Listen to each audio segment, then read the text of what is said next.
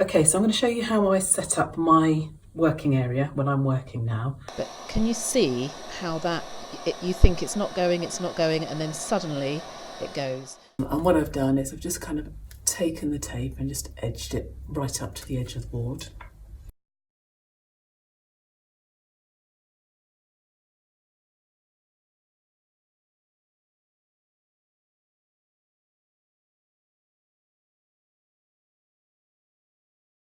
And that is all that encaustic medium is. It is basically purified beeswax plus Dammar resin creates encaustic medium.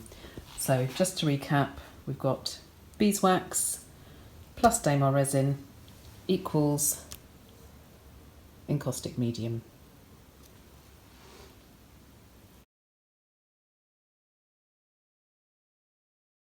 We'll be covering melting points, heat sources that you can use, and then lots of different ways that you can pigment and methods to colour the wax as well. There are lots and lots of different options for you with this. Okay, so in that last video we were using R&F waxes, but what if you don't have any of those available? There are still loads of things that you can use. So for example, magazines, dried flowers, bits of fabric, papers, you know, I bet you have got some things like this in your craft stores around. Smooth surface versus how to get a textured surface, and we'll start going through some of the techniques. So just look for something with that flat base that you're going to get the maximum amount of contact with your heat source.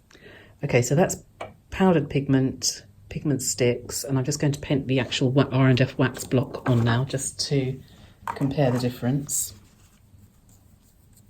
So take it to that point, give it a quick fuse, really light fuse, and that's another way of adding colour sort of from the top. And the thing about the pan pastels, they're so fine, they just sit really nicely on the top. Take that off, and you're kind of left with that really lovely, gentle stencil finish.